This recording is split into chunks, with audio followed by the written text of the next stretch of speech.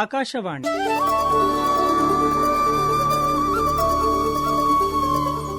ಮನೋಚಿಂತನ ಮಾನಸಿಕ ಆರೋಗ್ಯದ ಅರಿವಿನ ಪ್ರಾಯೋಜಿತ ಕಾರ್ಯಕ್ರಮ ಸರಣಿ.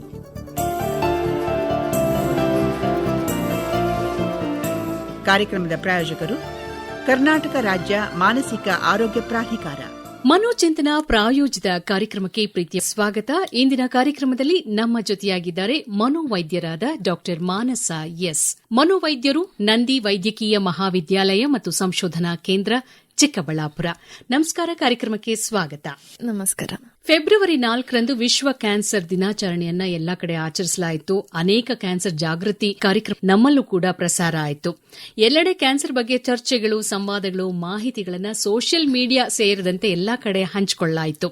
ಜನರಲ್ಲಿ ಕ್ಯಾನ್ಸರ್ ಅಂದ ತಕ್ಷಣ ಒಂದ್ ರೀತಿ ಭಯ, ಆತಂಕ, ಜೀವನ ಇಲ್ಲಿಗೆ ಮುಗ್ದೋಯ್ತು ಅನ್ನೋ ಆಲೋಚನೆಗಳು ಕಾಡತ್ತೆ. ಹೀಗಿರುವಾಗ ಕ್ಯಾನ್ಸರ್ನಿಂದ ಬಳಲ್ತಾ ಇರುವಂತಹ ರೋಗಿಗಳಿಗೆ ಮಾನಸಿಕ ತಜ್ಞರ ಅವಶ್ಯಕತೆ ಎಷ್ಟಿದೆ ಡಾಕ್ಟ್ರೆ? ಹಾಗೆ ಎಲ್ಲಾ ರೋಗಿಗಳಿಗೂ ಇದು ಕಡ್ಡಾಯವಾಗಿ ಬೇಕೇ ಬೇಕಾ? ಅವರನ್ನು ಭೇಟಿ ಮಾಡಲೇಬೇಕಾ? ಖಂಡಿತ. ನೀವು ಹೇಳಿದಾಗೆ ಕ್ಯಾನ್ಸರ್ ಅಂತ ಡಯಾಗ್ನೋಸಿಸ್ ಬಂದಿದ ತಕ್ಷಣನೇ ಪೇಷಂಟ್ ಶಾಕಿಗೆ ಹೋಗ್ಬಿಡ್ತಾರೆ. ಒಂಥರ ಭಯ, ಆತಂಕ, ದುಗುಡ, ಕನ್ಫ್ಯೂಷನ್, ಮುಂದೆ ಹೇಗೆ ಟ್ರೀಟ್ಮೆಂಟ್, ಹೇಗೆ ವಾಸಿ ಆಗುತ್ತಾ ಅನ್ನೋ ಒಂದು ಭಯ, ಆತಂಕ ಖಂಡಿತ ಪ್ರತಿಯೊಬ್ಬರಿಗೂ ಕೂಡ ಇದ್ದೇ ಇರತ್ತೆ. ಅದು ಪ್ರತಿ ಮನುಷ್ಯನ್ಗೂ ಕೂಡ ಬಂದೇ ಬರುವಂತದ್ದು. ಸೊ ನಾವು ಪ್ರಿವಿಲೆನ್ಸ್ ಅಂತ ಏನ್ ಹೇಳ್ತೀವಿ, ಕ್ಯಾನ್ಸರ್ ರೋಗಿಗಳಲ್ಲಿ ಮಾನಸಿಕ ಅಸ್ವಸ್ಥತೆ ಎಷ್ಟು ಬರುತ್ತೆ ಅಂದ್ರೆ 1/3 30% ಪೇಷಂಟ್ಸ್ ಅಲ್ಲಿ ಸೈಕ್ಯಾಟ್ರಿಕ್ ಇಶ್ಯೂಸ್ ಕಾಣೋದು ಸಹಜ. ಅದು ಭಯ ಇರ್ಬೋದು, ಆತಂಕ ಇರ್ಬೋದು, ಬರ್ತಾ ಬರ್ತಾ ಡಿಪ್ರೆಷನ್ ಆಗ್ಬೋದು, ಖಿನ್ನತೆ, ಅಡ್ಜಸ್ಟ್ಮೆಂಟ್ ಡಿಸಾರ್ಡರ್ಸ್, ಅಂದ್ರೆ ಬದಲಾವಣೆಗೆ ಅವರು ಒಗ್ಗಿಕೊಳ್ಳೋದಕ್ಕೆ ಕಷ್ಟ ಆಗತ್ತೆ. ಅದು ಒಂದು. ಈ ಕ್ಯಾನ್ಸರ್ ಎಂದ ತಕ್ಷಣ ಭಾವನಾತ್ಮಕವಾಗಿ ಜೊತೆಗೆ ಮಾನಸಿಕವಾಗಿ ಅನೇಕ ಬದಲಾವಣೆಗಳು ಕಾಣಿಸ್ತಾ ಹೋಗುತ್ತೆ ನಮ್ಗೆ, ಪ್ರತಿಯೊಬ್ಬ ಮನುಷ್ಯನಲ್ಲಿ, ಅವರ ಮನೆಯವರಲ್ಲಿ.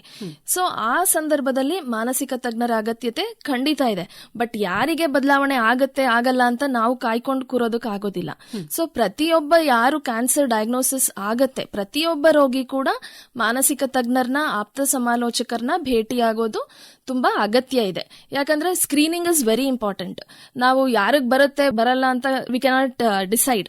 ಸೊ ಸ್ಕ್ರೀನಿಂಗ್ ಮಾಡಿದಾಗ, ಯಾಕಂದ್ರೆ ಪ್ರತಿಯೊಬ್ಬರಲ್ಲೂ ವಲ್ನರಬಲ್ ಗ್ರೂಪ್ಸ್ ಅಂತ ಕೂಡ ಹೇಳ್ತೀವಿ. ಯಾಕಂದ್ರೆ ತುಂಬಾ ಯಂಗ್ಸ್ಟರ್ಸ್ ಅಲ್ಲಿ ಬಂದಾಗ ಅವ್ರಿಗೆ ಇರುವಂತ ಒಂದು ಭಯ ಬೇರೆ ಇರ್ಬೋದು, ವಯಸ್ಸಾದವರಲ್ಲಿ ಬಂದಾಗ ಬರುವಂತಹ ಭಯ, ಆತಂಕ, ಜೊತೆಗೆ ಅವ್ರಿಗೆ ಬೇರೆ ಕೋಮಾಬಿಡಿಟೀಸ್ ಇರುತ್ತೆ, ಅದು ಬೇರೆ ಇರ್ಬೋದು. ಅದ್ರ ಜೊತೆಗೆ ಮಕ್ಕಳಲ್ಲಿ ಬಂದಾಗ ಬೇರೆ ತರ ಇರ್ಬೋದು. ಸೊ ಇವೆಲ್ಲ ಬೇರೆ ಬೇರೆ ಗ್ರೂಪ್ಸ್ ಇರೋದ್ರಿಂದ ಪ್ರತಿಯೊಬ್ಬರು ಕೂಡ ಮಾನಸಿಕ ತಜ್ಞರನ್ನ ಅವಶ್ಯಕವಾಗಿ ಕಾಣಲೇಬೇಕು. ಡಾಕ್ಟರ್, ಹೇಳ್ತಾ ಇದ್ದೀರಾ ಅವಶ್ಯಕವಾಗಿ ಕಾಣಲೇಬೇಕು ಅಂತ. ಕ್ಯಾನ್ಸರ್ ಇದೆ ಅಂತ ಗೊತ್ತಾದಾಗ ರೋಗಿಗಳಲ್ಲಿ ಆಗುವ ಬದಲಾವಣೆಗಳಿಗೂ ಈಗ ಹಂತ ಹಂತವಾಗಿ ರೋಗ ಉಲ್ಬಣವಾದಾಗ ಬದಲಾವಣೆ ಆಗುತ್ತಲ್ಲ, ಅದಕ್ಕೂ ಏನಾದ್ರೂ ವ್ಯತ್ಯಾಸ ಇದೆಯಾ? ಯಾವ ಹಂತದಲ್ಲಿ ಮನೋವೈದ್ಯರನ್ನ ಇವರು ಭೇಟಿ ಮಾಡಲೇಬೇಕಾಗತ್ತೆ? ಅಂದ್ರೆ ಎಲ್ಲರಿಗೂ ಅವಶ್ಯಕತೆ ಇದೆ ಅಂತ ಎಲ್ರಿಗೂ ಅನ್ಸಲ್ಲ, ಆದ್ರೆ ಹಂತ ಹಂತವಾಗಿ ರೋಗ ಉಲ್ಬಣವಾದಾಗ ಖಂಡಿತವಾಗ್ಲೂ ಬೇಕು ಅಂತ ಅನ್ಸುತ್ತೆ. ಸೊ ಯಾವ ಹಂತದಲ್ಲಿ ಇವರಿಗೆ ಬೇಕಾಗತ್ತೆ? ಮೊದಲನೇದಾಗಿ ಕ್ಯಾನ್ಸರ್ ಡಯಾಗ್ನೋಸಿಸ್ ಆದಾಗ, ಸೊ ನಾವು ಮೆಡಿಕಲ್ ಟರ್ಮ್ಸ್ ನಲ್ಲಿ ಏನ್ ಹೇಳ್ತೀವಿ, ಬ್ರೇಕಿಂಗ್ ದ ಬ್ಯಾಡ್ ನ್ಯೂಸ್ ಅಂತ. ಯಾಕಂದ್ರೆ ಸಡನ್ ಆಗಿ ಹೋಗಿ ಕ್ಯಾನ್ಸರ್ ಅಂತ ಹೇಳಿದಾಗ it may amount to suicide also. Sudden ಆಗಿ ಅವ್ರಿಗೆ ಶಾಕ್ ಆದಾಗ. ಸೊ ಪ್ರತಿ ಸಲ ನಾವು ಯಾವುದೋ ಒಂದು ಕ್ಯಾನ್ಸರ್ ರೋಗಿಗೆ ಅವ್ರಿಗೆ ಕ್ಯಾನ್ಸರ್ ಇದೆ ಅಂತ ಹೇಳಬೇಕಾದ್ರೆ ಅವರಿಗೆ ಆಪ್ತ ಸಮಾಲೋಚನೆ ಮಾಡಿ ಈ ತರ ಇರಬಹುದು ನಿಮಗೆ ಅಂತ ಹೇಳಿ ಧೈರ್ಯ ಕೊಟ್ಟು ಅದಕ್ಕೆ ಸರಿಯಾದ ಮಾಹಿತಿ, ಅವರು ಯಾವ ಹಂತದಲ್ಲಿದೆ ಕ್ಯಾನ್ಸರ್ ಅಂತ ಹೇಳಿ ಟ್ರೀಟ್ಮೆಂಟ್ ಕೊಡೋದು ತುಂಬಾ ಮುಖ್ಯ ಆಗತ್ತೆ. ಸೊ ಸ್ಟಾರ್ಟಿಂಗ್ ಸ್ಟೇಜಸ್ ಅಲ್ಲಿ ಏನಾಗುತ್ತೆ, ಮಾನಸಿಕವಾಗಿ ಅವ್ರಿಗೆ ಕ್ಯಾನ್ಸರ್ ಅಂದಿದ ತಕ್ಷಣ ಅವ್ರಿಗೆ ಒಪ್ಪಿಕೊಳ್ಳುವಂತ ಮನಸ್ಥಿತಿ ಇರೋದಿಲ್ಲ. ಸೊ ಇಲ್ಲ, ಇರದೇ ಇರ್ಬೋದು, ಈ ಡಯಾಗ್ನೋಸಿಸ್ ತಪ್ಪಿರ್ಬೋದು ಅಂತ ಬರ್ಬೋದು, ಅಥವಾ ನನಗೆ ಯಾಕೆ ಈ ಕಾಯಿಲೆ ಬಂತು, ನನಗ್ ಬರೋದಕ್ಕೆ ಸಾಧ್ಯನೇ ಇಲ್ಲ ಅನ್ನೋ ಒಂದು ಮನಸ್ಥಿತಿ ಇರ್ಬೋದು. ಅದ್ರ ಜೊತೆಗೆ ಕೋಪ ಬರ್ಬೋದು, ನನಗೆ ಹೀಗಾಗ್ಬೇಕಾ, ಬೇರೆಯವ್ರಿಗೆ ಯಾಕೆ ಆಗಿಲ್ಲ, ನಾನೇನ್ ಪಾಪ ಮಾಡಿದ್ದೆ. ಕೆಲವು ಕಡೆ ಏನಾಗುತ್ತೆ, ಧಾರ್ಮಿಕವಾಗಿ ಸಮ್ ಸೋಷಿಯಲ್ ಸ್ಟಿಗ್ಮಾ ಇರೋ ಕಡೆ ಏನೋ ಪಾಪ ಮಾಡಿರೋರು, ಏನೋ ಶಾಪ ತಗ್ಲದ್ಬಿಟ್ಟಿದೆ, ಇವ್ರಿಗೆ ಕ್ಯಾನ್ಸರ್ ಬಂದಿದೆ, ಅಥವಾ ಏನೋ ಸೈಕ್ಯಾಟ್ರಿಕ್ ಇಶ್ಯೂ ಇದೆ. ಸೊ ಅದು ಕೂಡ ಇದೆ. ಸೊ ಬರ್ತಾ ಏನಾಗುತ್ತೆ, ಇನ್ನೇನು ದಾರಿ ಇಲ್ಲ, ಒಪ್ಕೊಳ್ಬೇಕು ಅಂತ ಬಂದಾಗ ಓಕೆ ಇದು ಟ್ರೀಟ್ಮೆಂಟ್ ಇದೆಯಾ ಇಲ್ವಾ ಅಂತ ನೆಕ್ಸ್ಟ್ ಅವರ ಮಾನಸಿಕ ಸ್ಥಿತಿ ಅಲ್ಲಿ ಮೈಂಡಿಗೆ ಹೊರಳತ್ತೆ. ಅದರ ನಂತರ ಓಕೆ ನನಗ್ ಬಂದ್ಬಿಟ್ಟಿದ್ಯಾ ಅಂತ ಖಿನ್ನತೆ ಕಾಡ್ಬೋದು, ದುಗುಡ ಕಾಣ್ಬೋದು. ಇದೆಲ್ಲ ಆದ್ಮೇಲೆ ಓಕೆ ನನ್ಗೆ ಡಯಾಗ್ನೋಸಿಸ್ ಇದೆ ಅಂತ ಒಂದು ಅಕ್ಸೆಪ್ಟೆನ್ಸ್ ಸ್ಟೇಜ್ ರೀಚ್ ಆಗ್ತಾರೆ ಅವರು. ಅದಾದ್ಮೇಲೆ ಏನಾಗುತ್ತೆ, ಟ್ರೀಟ್ಮೆಂಟ್ ಸ್ಟಾರ್ಟ್ ಆಗ್ಬೇಕು. ಈವನ್ ಫಾರ್ ಟ್ರೀಟ್ಮೆಂಟ್ ನಲ್ಲಿ ನಾವು ಕೀಮೋಥೆರಪಿ, ರೇಡಿಯೋಥೆರಪಿ, ಇಮ್ಯುನೋಥೆರಪಿ, ಸರ್ಜರಿ ಏನೆಲ್ಲ ಇದೆ, ಇವೆಲ್ಲ ಕೂಡ ಅವ್ರಿಗೆ ಒಂದು ಟ್ರಾಮಾ, ಸ್ಟ್ರೆಸ್ ಕೊಡಬಹುದು. ಆ ಒಂದು ಟೈಮ್ ನಲ್ಲಿ ಕೂಡ ಮಾನಸಿಕ ತಜ್ಞರ ಅಗತ್ಯತೆ ಇದೆ. ಅಂದ್ರೆ ಈಗ ಏನ್ ಹೇಳಿದ್ರಿ ಅದು ಹಂತ ಹಂತವಾಗಿ ರೋಗಿಗಳಿಗೆ ಕೊಡುವಂತಹ ಟ್ರೀಟ್ಮೆಂಟ್ಗಳು. ಸೊ ಅದೇ ರೀತಿ ಹಂತ ಹಂತವಾಗಿ ಅವರ ಮಾನಸಿಕ ಸ್ಥಿತಿಗಳು ಬದಲಾವಣೆಗಳು ಆಗ್ತಾ ಇರುತ್ತೆ. ಅದಕ್ಕೆ ತಕ್ಕ ಹಾಗೆ ಮಾನಸಿಕ ಚಿಕಿತ್ಸೆಯ ಅಗತ್ಯ ಅವರಿಗೆ ಇದೆ. ಖಂಡಿತ ಇದೆ. ಈಗ ಕೀಮೋಥೆರಪಿ ಅಂದ್ರೆ it is not just one cycle. So every cycle ಅವ್ರು ಹೋಗ್ಬೇಕು. ಅವ್ರಿಗೆ ಔಷಧಿ ಬಾಡಿಗೆ ಹೋಗ್ತಿದ್ದಾಗೆ ಸೈಡ್ ಎಫೆಕ್ಟ್ಸ್, ಅದರ ಅಡ್ಡ ಪರಿಣಾಮಗಳು ತುಂಬಾ ಇರುತ್ತೆ. ಅದು ಸುಸ್ತಿರ್ಬೋದು, ಫೆಟೀಗ್, ನೋವಿರ್ಬೋದು, ಅದೆಲ್ಲ ಕೂಡ ಅವ್ರಿಗೆ ಹಿಂಸೆ ಕೊಡ್ತಾ ಹೋಗತ್ತೆ, ಖಿನ್ನತೆಗೆ ದುಡ್ತಾ ಹೋಗತ್ತೆ ಪ್ರತಿ ಸಲ ಅವ್ರು ಹೋಗಿ ಬಂದಾಗ. ಜೊತೆಗೆ ಸೈಡ್ ಎಫೆಕ್ಟ್ಸ್ ಅಲ್ಲಿ ಕೂದಲು ಉದುರೋದಿರ್ಬೋದು ಅಥವಾ ಬಾಡಿ ಇಮೇಜ್ ಇಶ್ಯೂಸ್, ಅವರ ದೈಹಿಕ ಬದಲಾವಣೆಗಳು, ಅದರಿಂದ ಕೂಡ ಅವರಿಗೆ ಮಾನಸಿಕವಾಗಿ ಖಿನ್ನತೆ ಬರ್ಬೋದು, ಕುಗ್ಗಿ ಹೋಗ್ಬೋದು ಅವರು. ಅದರ ಜೊತೆಗೆ ಫೈನಾನ್ಷಿಯಲ್ ಬರ್ಡನ್ ಅಂತ ನಾವೇನ್ ಹೇಳ್ತೀವಿ. ಸೊ ಕ್ಯಾನ್ಸರ್ ಟ್ರೀಟ್ಮೆಂಟ್ ಕೆಲವು ಕಡೆ ಫ್ರೀ ಇರ್ಬೋದು, ಬಟ್ ಸ್ಟಿಲ್ ಅವ್ರಿಗೆ ಏನೋ BPL ಕಾರ್ಡ್ ಇಲ್ಲ, ಆಯುಷ್ಮಾನ್ ಭಾರತ್ ಅವ್ರಿಗೆ ಸಿಗ್ತಾ ಇಲ್ಲ ಅಂದಾಗ cancer treatment is very expensive. So financial burden ಜಾಸ್ತಿ ಆಗ್ತಾ ಅದು ಕೂಡ ಅವ್ರಿಗೆ ಒಂದು ದೊಡ್ಡ ಬರ್ಡನ್ ತರ ಆಗ್ಬೋದು. ಜೊತೆಗೆ ಫ್ಯಾಮಿಲಿ ಇಶ್ಯೂಸ್, ಅವ್ರು ಕೆಲ್ಸಕ್ಕೆ ಹೋಗೋದ್ ತಪ್ಪೋಗ್ಬೋದು, ಅವ್ರಿಗೆ ಬೇರೆ ಕೆಲಸ ಬಿಟ್ಟು ಆರೈಕೆದಾರರು, ಕೇರ್ ಗಿವರ್ಸ್ ಅಂತ ನಾವೇನ್ ಹೇಳ್ತೀವಿ, ಅವರು ಕೂಡ ಇವ್ರ ಜೊತೆ ಓಡಾಡಬೇಕು. ಸೊ ಪ್ರತಿ ಹಂತದಲ್ಲಿ ಕ್ಯಾನ್ಸರ್ ಟ್ರೀಟ್ಮೆಂಟ್ ಸಾಗ್ತಾ ಮುಂದೆ ಅವರಿಗೆ ಖಂಡಿತ ಯಾವುದೋ ಒಂದು ಮಟ್ಟದಲ್ಲಿ ಮಾನಸಿಕ ತಜ್ಞರ ಅಗತ್ಯತೆ, ಆಪ್ತ ಸಮಾಲೋಚಕರ ಅಗತ್ಯತೆ ಇದ್ದೇ ಇರುತ್ತೆ. ಜೊತೆಗೆ ಈ ಟ್ರೀಟ್ಮೆಂಟ್ ಸೈಡ್ ಎಫೆಕ್ಟ್ಸ್ ಪರ್ಸೆ ನಾವೇನ್ ಕೀಮೋಥೆರಪ್ಯೂಟಿಕ್ ಏಜೆಂಟ್ಸ್ ಕೊಡ್ತೇವೆ ಅದರಿಂದ ಕೂಡ ಸೈಡ್ ಎಫೆಕ್ಟ್ಸ್ ಆಗೋದು ಇರುತ್ತೆ. ಸೊ ಇದೆಲ್ಲದಕ್ಕೆ ಕೂಡ ಆಪ್ತ ಸಮಾಲೋಚನೆ ಅಷ್ಟೇ ಅಲ್ಲ, ಮಾತ್ರೆಗಳ ಮೂಲಕ ಇದನ್ನ ನಾವು ನಿವಾರಿಸಬಹುದು, ಪರಿಹರಿಸಬಹುದು. ಸೊ ದಟ್ ಅವರು ಈಗ ನಾನು ಕೀಮೋ ತಗೊಂಡ್ರೆ ಸುಸ್ತಾಗತ್ತೆ, ನಾನು ಹೋಗಲ್ಲ, ಏನೋ ಒಂಥರ ಆಗ್ತಿದೆ ಅಂದ್ರೆ ಅವ್ರಿಗೆ ಕೂಡ ನಾವು ಮೋಟಿವೇಟ್ ಮಾಡಿ ಅವ್ರ ಟ್ರೀಟ್ಮೆಂಟ್ ಕಂಪ್ಲೀಷನ್ಗೆ ಕೂಡ ನಾವು ಹೆಲ್ಪ್ ಮಾಡಬಹುದು. ಈಗ ತಾನೇ ಹೇಳಿದ್ರೆ ಆಪ್ತ ಸಮಾಲೋಚನೆ ಮಾಡೋದ್ರಿಂದ ಅವರಿಗೆ ಮಾನಸಿಕವಾಗಿ ಒಂದಷ್ಟು ಸಮಾಧಾನ ಹೇಳಬಹುದು, ಅವರನ್ನ ತಯಾರಿ ಮಾಡಬಹುದು ಅಂತ. ಇದು ಹೇಗೆ ಸಾಧ್ಯ ಆಗುತ್ತೆ ಕ್ಯಾನ್ಸರ್ ಟ್ರೀಟ್ಮೆಂಟ್ ನಲ್ಲಿ? ಆಪ್ತ ಸಮಾಲೋಚನೆಯ ಪಾತ್ರ ಹೇಗೆ? ಆಪ್ತ ಸಮಾಲೋಚನೆಯ ಪಾತ್ರ ತುಂಬಾ ಮುಖ್ಯವಾದದ್ದು. ಅದನ್ನ ಯಾರು ಸೈಕಾಲಜಿಸ್ಟೇ ಮಾಡ್ಬೇಕು ಅಂತ ಅಲ್ಲ, ಫ್ಯಾಮಿಲಿ ಸಪೋರ್ಟ್, ಮನೆಯವರು, ಫ್ರೆಂಡ್ಸ್ ಕೂಡ ಅವ್ರಿಗೆ ಸಮಾಧಾನ ಹೇಳ್ಬೋದು. ಹೇಗೆ ಅಂದ್ರೆ ಫಸ್ಟ್ ಅವ್ರಿಗೆ ಇನ್ಫಾರ್ಮೇಶನ್ ಕೊಡೋದು. ಅಂದ್ರೆ ಕ್ಯಾನ್ಸರ್ ಬಂದಿದ ತಕ್ಷಣ okay death is not the only way, ಆತರ ಅಲ್ಲ. ಸೊ ಇದಕ್ಕೆ ಕೂಡ ಅವ್ರ ಯಾವ ಹಂತದಲ್ಲಿ ಕ್ಯಾನ್ಸರ್ ರೋಗ ಇದೆ, ಅವ್ರಿಗೆ ಏನೇನ್ ಟ್ರೀಟ್ಮೆಂಟ್ ಮೊಡಾಲಿಟೀಸ್ ಅವೈಲೇಬಲ್ ಇದೆ, ಅದರ ಪ್ರೋಗ್ನೋಸಿಸ್ ಏನು, ಎಷ್ಟು % ಚಾನ್ಸಸ್ ಅವರು ಸರ್ವೈವಲ್ ರೇಟ್ ಇದೆ, ಆಪ್ತ ಸಮಾಲೋಚಕರು ಅವ್ರಿಗೆ ಒಂದು ಈ ರೋಗದ ಬಗ್ಗೆ ಮಾಹಿತಿಯನ್ನ ಕೊಡೋದು. ಅದರ ಜೊತೆಗೆ ನಾವೇನು ಈ ಟ್ರೀಟ್ಮೆಂಟ್ ಸೈಡ್ ಎಫೆಕ್ಟ್ಸ್ ಇರುತ್ತೆ ಅದನ್ನ ಹೇಗೆ ನಿವಾರಿಸ್ಕೊಳ್ಬಹುದು ಅವರು. ಅದ್ರ ಜೊತೆಗೆ ಮನೆಯಲ್ಲಿ ಈಗ ಸೋಷಿಯಲ್ ಪ್ರಾಬ್ಲಮ್ಸ್ ಏನೇನಿರುತ್ತೆ, ಈಗ ಫ್ಯಾಮಿಲಿ ಬರ್ಡನ್ ಇರ್ಬೋದು, ಈಗ ಮನುಷ್ಯ ಅಂದ್ಮೇಲೆ ಜವಾಬ್ದಾರಿ ಇದ್ದೇ ಇರತ್ತೆ, ಹೆಂಡತಿ ಮಕ್ಕಳನ್ನ ನೋಡ್ಕೊಳ್ಬೇಕು.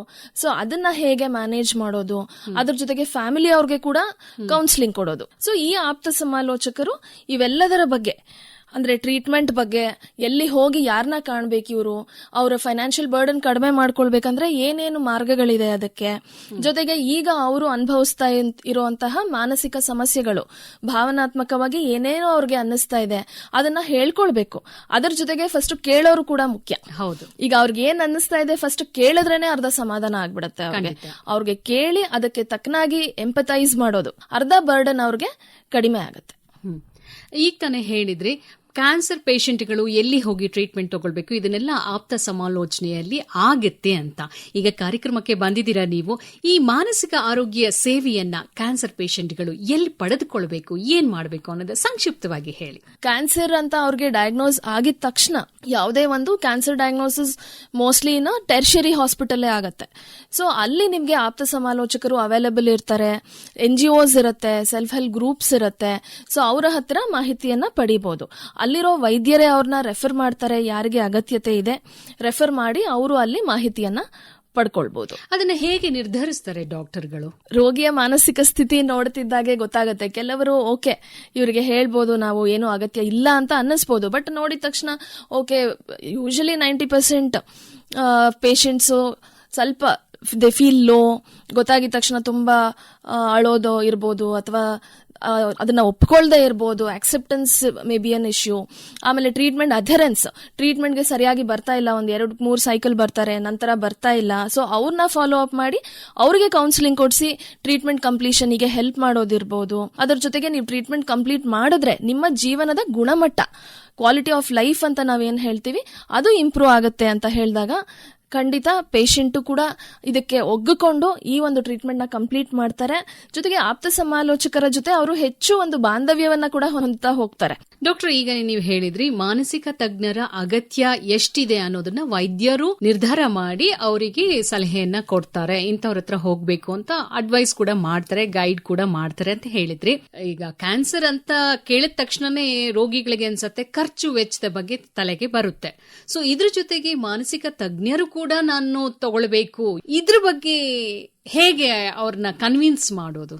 ಮಾನಸಿಕ ತಜ್ಞರ ಅವೈಲಬಿಲಿಟಿ, ರಿಸೋರ್ಸಸ್ ಇರ್ಬೋದು, ಲಾಜಿಸ್ಟಿಕ್ಸ್ ಇರ್ಬೋದು, ಅಥವಾ ಆಪ್ತ ಸಮಾಲೋಚಕರು, ಕೌನ್ಸಿಲರ್ಸ್ ಎಲ್ಲ ಸರ್ಕಾರಿ ಆಸ್ಪತ್ರೆಗಳಲ್ಲಿ ಲಭ್ಯ ಇರ್ತಾರೆ.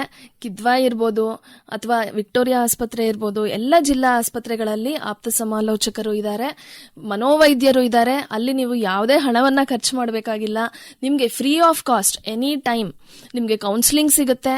ಬೇರೆ ಎಲ್ಲ ಆಪ್ಷನ್ಸ್ ಏನಿದೆ ಅದ್ರ ಬಗ್ಗೆ ಕೂಡ ನಿಮ್ಗೆ ಫ್ರೀ ಆಗಿ ಉಚಿತವಾಗಿ ಮಾಹಿತಿಯನ್ನ ಕೊಡ್ತಾರೆ. ಅದರ ಜೊತೆಗೆ ನಿಮ್ಗೆ ಈಗ ದೂರ ಇದ್ದೀರಾ, ನಿಮ್ಗೆ ಬರಕ್ ಆಗ್ತಿಲ್ಲ, ಏನೋ ಎಮರ್ಜೆನ್ಸಿ ಇದೆ, but still you need some psychiatric help. So telemedicine ಕೂಡ ಇದೆ, ಟೆಲಿ ಮಾನಸ್ ಅಂತ ಇದೆ.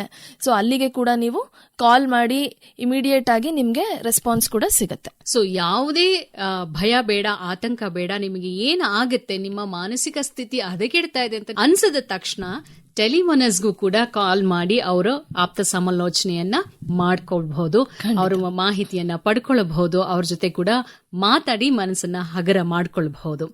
ಕ್ಯಾನ್ಸರ್ ಪೇಷಂಟ್ಗಳಿಗೆ ಕುಟುಂಬದವರ ಸಹಕಾರ ತುಂಬಾನೇ ಮುಖ್ಯ ಅಂತ ಈಗ ಮಾತಿನಲ್ಲೇ ಹೇಳ್ತಾ ಇದ್ರಿ. ಪೇಷಂಟ್ಗಳನ್ನ ಮನೆಯಲ್ಲಿ ನೋಡ್ಕೊಳ್ಳೋದು ತುಂಬಾ ಇಂಪಾರ್ಟೆಂಟ್ ಆಗುತ್ತೆ. ಸೊ ಇವ್ರನ್ನ ಹೇಗೆ ಸಿದ್ಧತೆಗೊಳಿಸೋದು? ಖಂಡಿತ ಕೇರ್ ಗಿವರ್ ಬರ್ಡನ್ ಅಂತ ನಾವ್ ಅಂತೀವಿ. ಸೊ ಕುಟುಂಬದವರು, ಆರೈಕೆದಾರರು, ಅವರ ಪಾತ್ರ ತುಂಬಾ ಮುಖ್ಯ. ಡಾಕ್ಟರ್ ಆದ್ಮೇಲೆ, ಯಾಕಂದ್ರೆ ಅತಿ ಹೆಚ್ಚು ಸಮಯ ಪೇಷಂಟ್ ರೋಗಿ ಕಳೆಯೋದು ಮನೆಯವ್ರ ಜೊತೆ. ಸೊ ಮನೆಯವರು ಟ್ರೀಟ್ಮೆಂಟ್ಗೆ ಕರ್ಕೊಂಡ್ ಬರೋದಿರ್ಬೋದು, ಟ್ರಾನ್ಸ್ಪೋರ್ಟೇಷನ್ ಅಲ್ಲಿ ಹೆಲ್ಪ್ ಮಾಡೋದಿರ್ಬೋದು, ದೈನಂದಿನ ಕೆಲಸಗಳಲ್ಲಿ ಮನೆಯಲ್ಲಿ ಹೆಲ್ಪ್ ಮಾಡೋದಿರ್ಬೋದು, ಫಿನಾನ್ಷಿಯಲಿ ಹೆಲ್ಪ್ ಮಾಡೋದು, ಜೊತೆಗೆ ಎಮೋಷನಲ್ ಸಪೋರ್ಟ್, ಭಾವನಾತ್ಮಕವಾಗಿ ಅವ್ರ ಜೊತೆ ನಿಲ್ಬೇಕು. Not only physically. Cancer treatment ನ ಒಂದು ಪ್ರಯಾಣ ಏನಿದೆ, ಆ ಇಡೀ ಪ್ರಯಾಣದ ಜೊತೆ ಇವರು ನಿಲ್ಲೇಬೇಕಾಗತ್ತೆ ಕುಟುಂಬದವರು. ಸೊ ಅವರ ಮಾನಸಿಕ ಸ್ಥಿತಿ, they also should be very strong.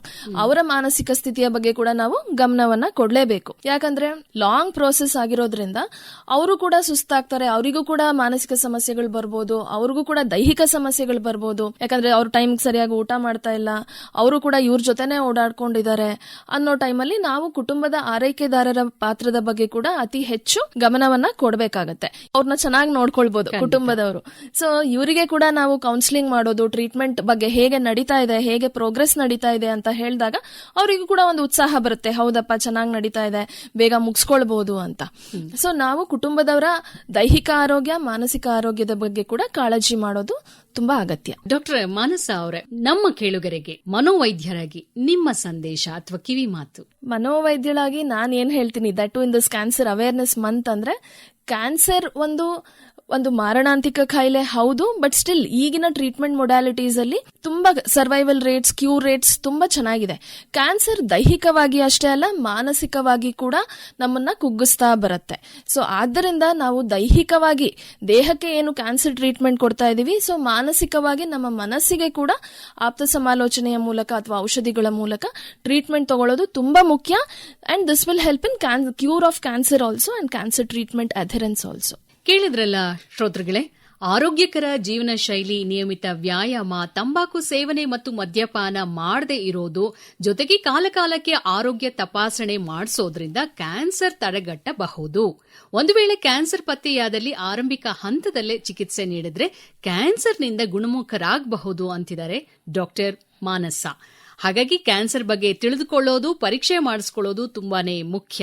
ಕಾರ್ಯಕ್ರಮಕ್ಕೆ ಬಂದು ಇಷ್ಟೆಲ್ಲ ಮಾಹಿತಿ ನೀಡಿದಕ್ಕಾಗಿ ಡಾಕ್ಟರ್ ಮಾನಸ ಎಸ್ ಅವರಿಗೆ ಧನ್ಯವಾದಗಳು. ನಮಸ್ಕಾರ. ಧನ್ಯವಾದಗಳು. ಇಂದಿನ ಮನೋಚಿಂತನ ಕಾರ್ಯಕ್ರಮದಲ್ಲಿ ಭಾಗವಹಿಸಿದ್ದವರು ಡಾಕ್ಟರ್ ಮಾನಸ ಎಸ್, ಮನೋವೈದ್ಯರು, ನಂದಿ ವೈದ್ಯಕೀಯ ಮಹಾವಿದ್ಯಾಲಯ ಮತ್ತು ಸಂಶೋಧನಾ ಕೇಂದ್ರ, ಚಿಕ್ಕಬಳ್ಳಾಪುರ. ಇವರನ್ನು ಸಂದರ್ಶಿಸಿದವರು ನಿರ್ಮಲಾ ಎಸ್. ಈ ಕಾರ್ಯಕ್ರಮದ ಪ್ರಾಯೋಜಕರು ಕರ್ನಾಟಕ ರಾಜ್ಯ ಮಾನಸಿಕ ಆರೋಗ್ಯ ಪ್ರಾಧಿಕಾರ. ಈ ಕಾರ್ಯಕ್ರಮ ಆಕಾಶವಾಣಿ ಬೆಂಗಳೂರು ವಾಣಿಜ್ಯ ಪ್ರಸಾರ ಕೇಂದ್ರದ ಕೊಡುಗೆ.